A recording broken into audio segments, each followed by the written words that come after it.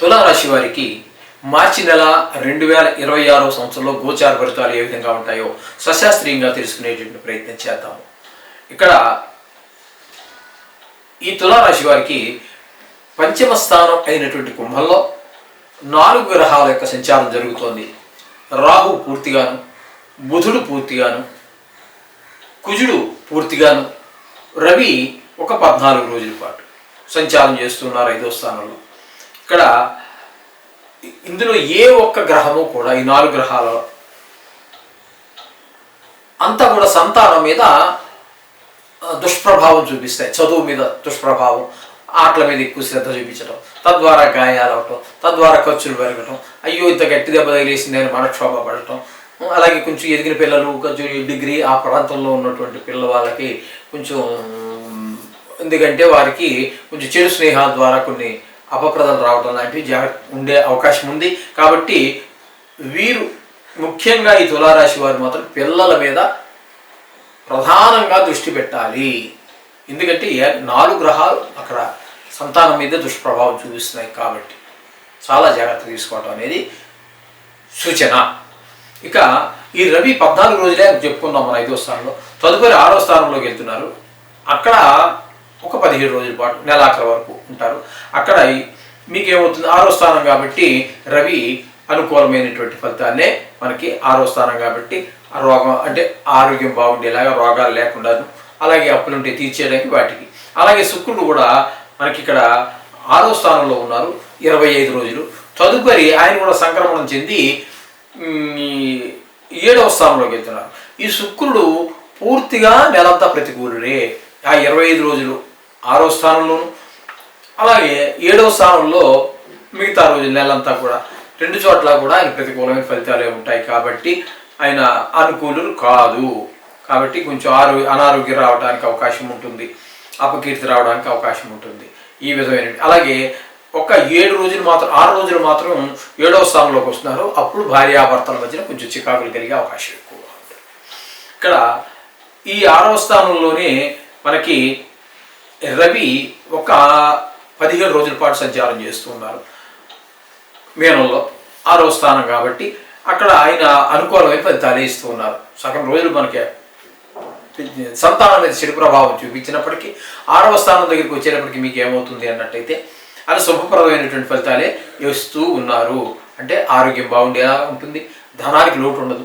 అంటే అప్పు ఇవ్వవలసి ఉంటే మనం ఈజీగా ఇచ్చేయగలుగుతాము, చాలా సులువుగా ఇచ్చేయగలుగుతాము. అప్పు కావాలి ప్రయత్నిస్తున్నాము దేని గురించి మంచి పనికి, తప్పకుండా దొరుకుతుంది మీకు. అది ప్రైవేట్ రంగ సంస్థ కావచ్చు, లేదా ప్రభుత్వ రంగ సంస్థ కావచ్చు, ఏదైనా కావచ్చు. మీకు అప్పు అంటే మొత్తం మీద మీకు ధనానికి లోటు లేకుండా ఈ రవి కూడా మీకు అనుకూలమైన ఫలితాలు ఇస్తూ ఉన్నాడు. అలాగే ఇక శుక్రుని శని తీసుకోవాలి. ఈ శని కూడా 6వ స్థానంలోనే ఉన్న కారణంగా అత్యంత అనుకూలమైన ఫలితాలు, ఆరోగ్యం బాగుండేలా చేస్తాడు, ధనానికి లోటు ఉండడం, అప్పులుంటే తీర్చేయటం, అప్పు కావాలంటే తెచ్చుకోవటం, మొత్తం మీద డబ్బులు ఇంత ఈజీగా వస్తాయా, ఇంత ఈజీగా మనకు తీర్చేయగలుగుతామా అప్పు అనేటువంటి పరిస్థితిలో మీకు ధనానికి ఏమాత్రం లోటు లేకుండా అటు శని భగవానుడు కూడా మిమ్మల్ని కాపాడుతూ ఉన్నాడు. ఇకపోతే భాగ్యస్థానంలో గురు సంచారం. భాగ్యస్థానంలో గురు సంచారం అనేది చెప్పుకోదగినటువంటి మంచి పరిణామం. ఎందుకంటే అక్కడ తండ్రి గారి ఆరోగ్యం బాగుండటం, లేకపోతే మనం ధనానికి లోటు లేకపోవటం, వాహనాలకి అవి చక్కగా మనం కొనుగోలు చేయటం కానీ, ఉన్న వాహనాలు సక్రమంగా పనిచేయటం కానీ, దాని ద్వారా మనకి ఏ విధమైనటువంటి ఇబ్బందులు లేకపోవటం, అలాగే గుళ్ళు గోపురాలకి వెళ్ళగలగటం, అవన్నీ కూడా మనకి చాలా శుభప్రదమైనటువంటి ఫలితాలు.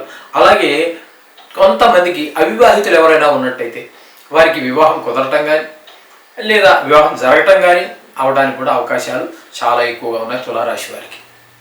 ఈ విధమైనటువంటి ఫలితాలన్నీ అక్కడ మనకి గోచరిస్తూ ఉన్నాయి మార్చి నెలలో. ఇకపోతే ఏకాదశ స్థానంలో కేతు గ్రహ సంచారం. ఏకాదశ స్థానం అంటే చెప్పాల్సిందే ఉందండి, ఏ విధమైన గణితము లేకుండా ఏకాదశ స్థానంలో అత్యంత శుభప్రదమైనటువంటి ఫలితాలు మనకి ఇస్తూ ఉంటారు. అంటే ధనానికి అస్సలు ఏమాత్రం లోటు ఉండదు. అలాగే ఇంట్లో వారందరూ సహకరిస్తూ ఉంటారు. ఏ పని మొదలుపెట్టినా, లేదా మొదలుపెట్టినటువంటి పని ఉన్నా కూడా దాన్ని దిగ్విజయంగా పూర్తి చేయగలుగుతాము. ఆ విధంగా మొత్తం మీద కేతు కూడా అనుకూలమైన ఫలితాలు ఇస్తూ ఉన్నారు ఇక్కడ మీకు. అందుచేత మొత్తంగా చెప్పుకోవాల్సి వస్తే తులారాశి వారికి మనకి ఈ శని భగవానుడు పూర్తిగాను, రవి పాక్షికంగా ఒక 15 రోజుల పాటు శని అంతా నెల పూర్తిగా మనకి సహాయ సహకారాలు అందిస్తున్నారు. అలాగే భాగ్యస్థానంలో ఉన్నటువంటి గురువు కూడా అత్యుత్తమ ఫలితాలను మనకి అన్ని అందిస్తున్నారు. కేతు గ్రహం అంటే 3 గ్రహాల యొక్క అనుకూలత మనకి చాలా బాగున్నది, అందులో సందేహమే లేదు.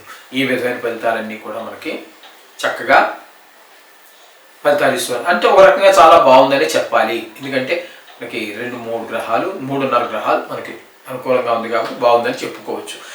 చెప్పుకున్నా కదండి, ప్రతి రాశి వారికి కొన్ని గ్రహాలు అనుకూలత, కొన్ని గ్రహాలు ప్రతికూలత. కాబట్టి మనం ప్రతి నిత్యము చెప్పుకుంటున్నట్టుగానే నవగ్రహాలు పూజించుకోండి, సకల శుభాలు పొందండి. ఎటువంటి అనుమానం అక్కర్లేదు, భక్తి శ్రద్ధతో మాత్రం చేయండి. 2 నిమిషాలు. ఓకే, శుభం భూయాత్.